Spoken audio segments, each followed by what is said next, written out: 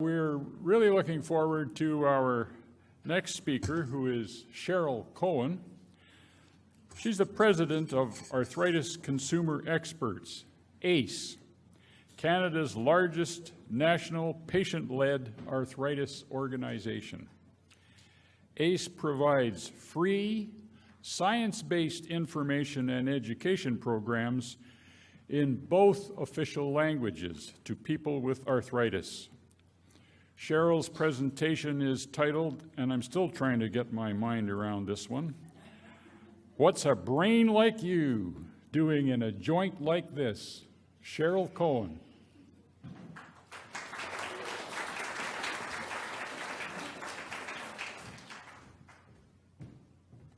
When you have a great title, you worry that that's the best part of your talk, actually. So we'll see how this goes. Thank you very much, John. And I want to thank, from the bottom of my heart, the Arthritis Patient Advisory Board of Arthritis Research Canada. You may or may not know it, but they've been fearless leaders in patient participation in research in this country from the day ARC founded. And I just, they're my personal heroes because they do yeoman's duty in developing initiatives like this, sustaining them, and doing them incredibly well and through their perspective, through their eyes, through their priority list. And that actually is patients taking leadership and working in partnership with scientists in the country. So thank you so much for including me in this event today. So I'm going to talk to you about a little project that I've been involved in over the last 2 years, and I'm so happy that a few of the folks that are involved in the project with me are here in the room. I'm going to tell you what brings brains and joints together, and I think you'll be interested in that, I hope at least. Tell you a little bit about the consumer researcher partnership that has developed in this project, which I think is a really important piece and is emblematic of the work that APAB does. Tell you about the Walk 10 Blocks app study, which we developed and is really where brains and joints came together, and a little bit about our future direction. So I'm going to tell you about the partnership first. What brought brains and joints together are two very special researchers, Dr. Linda Lee, who's a pioneer in sharing her research knowledge, not just what she's found out in her work, but her research in how to tell people like us what happened in her work. So there's an actual science behind delivering research results through information products out to people like us living with arthritis or wanting to prevent it. Her colleague, Dr. Teresa Liu Ambrose, is also a world leader, and she's the brain lady. She is a world leader in cognitive health, cognitive function. She holds a CIHR chair in her field, as does Dr. Lee. So our team has been very blessed to have leadership like this at the top of the podium, so to speak. And it's those two who brought us together at their initial launch of their network called ICON. And the full name is down there at the bottom, Improving Cognitive and Joint Health Network. So this is a group of researchers across the country working together, primarily from all of the Western provinces, Quebec, Ontario. Not sure if we have researchers from Atlantic Canada, but Linda can answer that question because she's also speaking today. So ICON is funded by the Canadian Institutes of Health Research, so the highest body of funding deemed this network to be worthy of research dollars, which is really important. And it was at the first meeting where we all got together and said, well, that's great, we wrote the grant, we got the money, what the heck do we do now? And that moment occurs for every single research team in the country. And it's so nice as a layperson like myself to go into those rooms and see that that actually happens for them as well as for us out on the street and the jobs that we do or the family decisions that we have to make. So what we learned at that meeting was this. There was a big study done in heart health by researchers, particularly at the Pittsburgh site. And they looked at heart disease and dementia together. And what they found out after a long period of time was that a little bit of walking actually helps your brain. A dead simple concept, but actually one not well known or discussed at the public level. The gray matter in our brain, right, is the part that helps us process information. So, you know, as we get older, we get forgetful. We start to see small declines in our cognitive ability. And walking can make a difference, which is a really profound public health message that isn't getting out. People know walking is perhaps good for weight loss. How many here have heard that walking could help possibly preserve brain health? So some of you, that's excellent. You're going to know more after this talk, I hope. That study told us that 2.5 times around a track, you know, you're driving along a neighborhood and you look over and there's the local high school, that track, 2.5 times around it. And we're not talking at a breakneck pace here either. I have rheumatoid arthritis and osteoarthritis, and I'm not running around that track. I'm just going to take my time and get around the track 2.5 times, or about 10 city blocks. This was a large study that had these findings. So women, young women, 70 to 81, that's the new 50, by the way. And I've decided that because I'm now over 50. But this was a long study, 8 to 15 years. So this isn't just some flash in the pan kind of discovery that was made the front page of the newspaper and then went away. These are results that had durability. And higher levels of long-term regular physical activity, again, were strongly associated with higher levels of cognitive function. So imagine if you can turn the clock back on your brain. That's exactly what these research findings reported. And a 20% lower risk of cognitive impairment.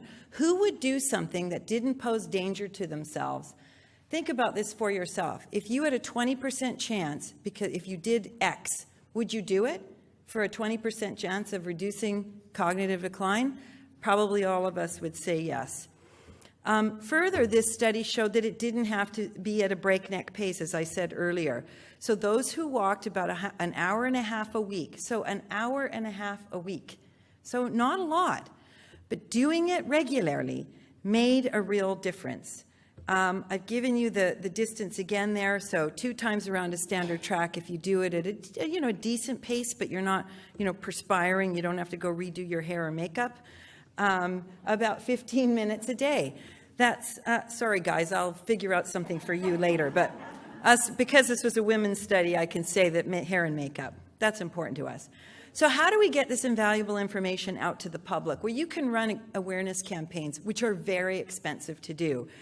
You can advertise, also expensive. You can hold conferences, which is fantastic. That's what we're doing here today. And APAB and ARC have figured out a way to get way beyond this room by having video conferencing, by having tweet chats. That's how you actually exponentially grow awareness of important information like this. You can have community partners who help spread the word.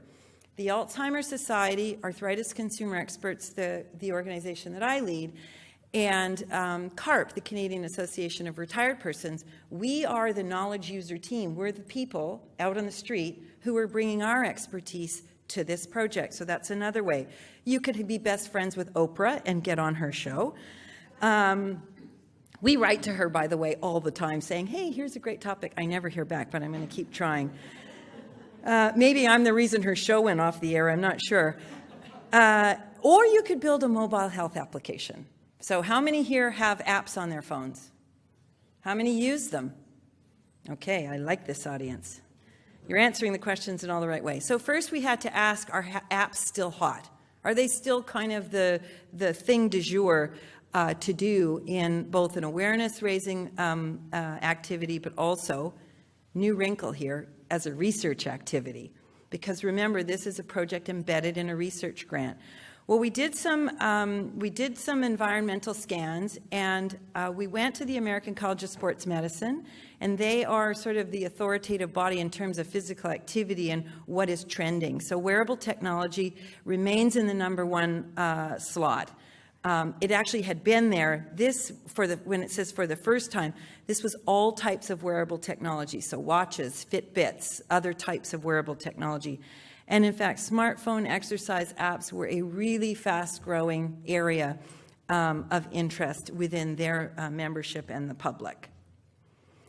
So we decided, as a team, with our fearless brain and joint ladies, fabulous research powerhouses, to build an app. And I'm going to break this down very simply given the time restraint. Apps are built in 4 easy pieces. ACE, the organization I lead, we've built 3 of them. This one would have been our 4th. But this one had a new wrinkle, as I said, and it has a research component. And even before you start to develop an app, as Dr. Fortin explained, you have to go out to see if it's really worth doing. And so we went back to the original group of people that we surveyed when we wrote the grant to get the big pot of money, and then now we're at the divvying up stage. So we surveyed those people, and we asked them if an app like this that would encourage them to get up and walk, so to actually break that trend that sitting is the new smoking, to get people up and move them outside, move them inside, move them, period. And we weren't looking at people necessarily who were already walking. We're trying to get people who are sedentary, who have cognitive decline already and are afraid to actually go out and move. We were looking at building something that would help those types of people, people who are really finding it challenging. So while this might not be the app for you, it was an app for a whole lot of people. About 33% of the population in North America sits around and does nothing. It's staggering. So they said yes. So then we conducted this online survey. We had almost 400 participants. 2/3 of them were female. You can see there on the far right-hand side that about 1/3 of them didn't have a chronic disease. The rest of them had osteoarthritis, some type of inflammatory arthritis or osteoporosis. So they had a bone or joint issue going on. Most of them were urban, and you can see there that they were very young. They were all over 55. Here's what we found out, that 89% of them, so the vast majority, walking was of interest to them, and they were currently doing some kind of walking. About 20% were interested or engaged in yoga. But look, 1/3 of them, they walked every day, but the rest of them did not. So even though we had a high percentage saying walking is what we do, when you asked them to actually confirm they did it, they didn't. So that's very concerning. So we figured, okay, we're in the right crowd. There's a need. So we also found out in this survey process that mobile apps and wearables to track physical activity, that it was actually low. So in this population we surveyed, while they said they'd use it, while they said they were interested, while they said they wanted to walk, they actually weren't engaged with something like this. So we again thought this was a good population. About half of them said, yeah, walk 10 blocks, kind of a neat thing. And that was the sort of the label that we gave to the project, to break it down for people, to make it really simple to understand. We're not talking about doing some complicated mathematical formulation on your phone to figure out how far you have to walk to be 3 years younger in your head. Walk 10 blocks. So we thought, well, we could run a big awareness campaign and spend all the money once and get nothing from it, but we decided to proceed with the app building. And the app building project, as I said, awareness raising, yes, but had to actually deliver on a research promise. And so the aim of our study was to determine whether people would take an app, select reminders to stand up, so really fundamental stuff for a group of people who were not doing anything, to see if it would actually motivate them to get up and move and reduce their risk of cognitive impairment, and also improve likely their joint health. We also had a bunch of secondary aims there. I'm not going to read them all out. So we did the research piece and had some confirmation that we should proceed with this project. The fun part's the features, you guys. That's the part I love. And a feature of an app that's also intended to do research is the platform, is the thing that you're doing the research on. It's the complicated motherboard that helps drive the research.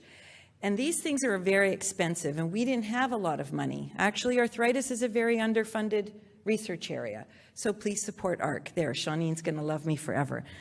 And we found out that Apple, you know, the mothership of digital, had just launched a research kit which was free to researchers. And we thought, excellent. So we selected Apple's research kit platform to move our project along, which saved us time and money. Our research flow, so while the app, once you got it, could run as long as the study was open, the actual research project happened over 28 days. So you had to be eligible, obviously. You have to give your consent. You did all this, by the way, on your form, on the phone. So you were using your fingertip to sign your consent. It was so cool. All of this driven by Apple. Registration, goal setting, app use, and then we conducted 3 surveys. So very, very simple technique here to gather information and do research.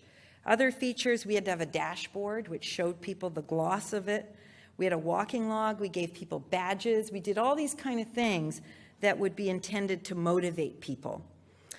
So then we got to make it look pretty. So we decided what the features were. So you do research, you decide what kind of features you need, both to engage people and to support the research flow.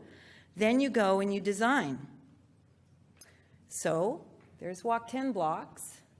There's the dashboard. There are the reminders that you preset. This is the log. You get to rate them.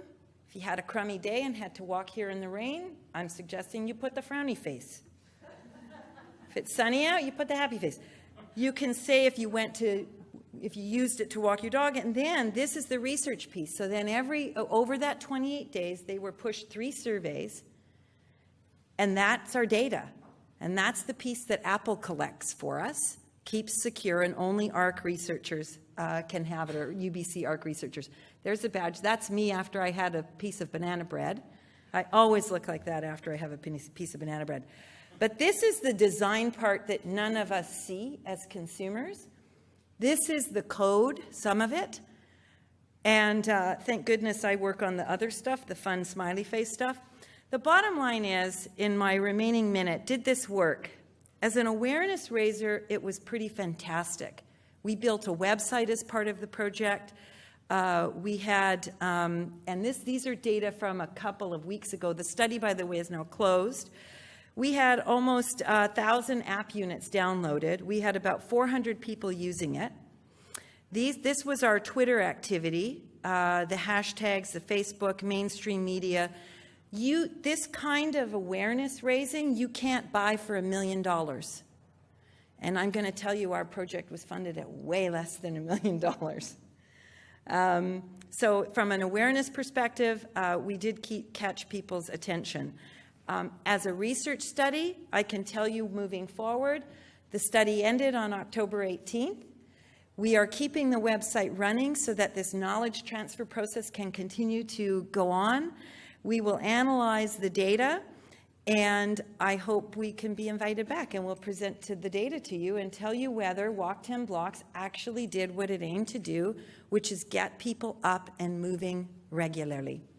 So that's my story. Stories trump data, and at the end of the day, that's my story. Thank you very much for listening. These are the fabulous people who powered this project, and we thank again Dr. Lee and Dr. Liu Ambrose for being such fearless leaders and putting the power in the hands of patients. Thank you.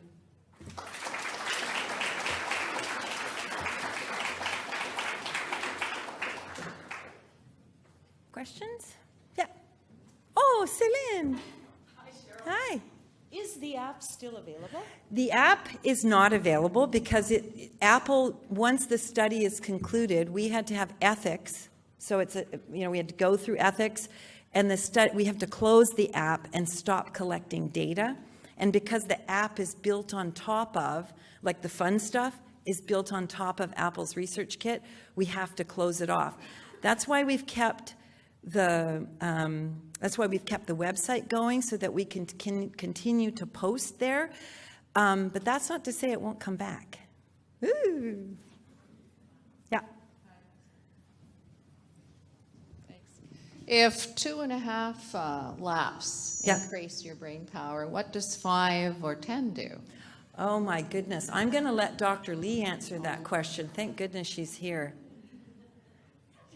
So I wish Dr. Liu Ambrose is here to answer the question because she's the brain person. But in general, we would think that doing more is better. And 2.5 laps, is about 2,000 to 3,000 steps a day. So if you think that, we've been asking people to consider doing 10,000 steps a day, I think there's a lot more room to grow. So I would imagine that it will be better, not only for your brain, but for your body as well.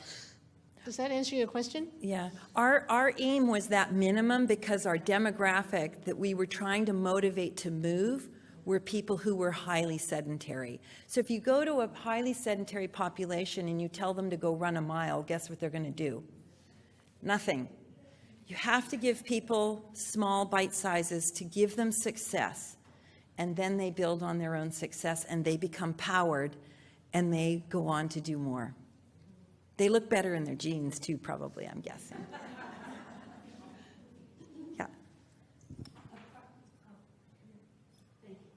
Approximately from the 400 that downloaded the app, maybe how many would have responded to your surveys? That's an excellent question, and I'm dying to get my hands on the data. Literally, we just closed the study on Thursday. So our digital team now will download all the data from the server, and we will be. You can't just do research. The onus is on the research team to get it out so that we can answer that question. So I can't answer it now. It's the question, actually. So smart question. Way to go, Linda.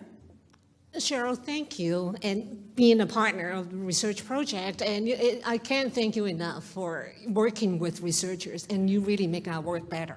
So my question for you is that, can you name one thing that is the best thing about partnering with researchers in this process, and perhaps one of the most challenging things that you've ever experienced as a research partner? Oh, that's so good. I know there's 1 minute, so I'll be so fast. Watch this. So I'm going to answer with two hats. One is an organizational leader hat, and one is as a patient. The one as a patient's easier to answer. Working with researchers as a person who's giving their life experience about disease, giving that information to researchers, seeing what it does to help them prioritize and shape their work, is one of the best medicines I take. It is medicine. Because I grow my knowledge, I'm inspired by what they do and how important my experience is to them. So I love it. It's everything for me is to be involved in research. And I mean in supporting it in all ways. I give all my donations to arthritis research because I believe that's how I'm going to be eventually cured. As an organizational leader, we get access to the information you're gathering and can translate it and can get it out to the public who need it faster. So I totally dig that. And the challenge is it's never fast enough. It takes years to get this bloody work done, you guys. And so while I appreciate why, as a consumer, as a patient leader in my own organization, I find that challenging.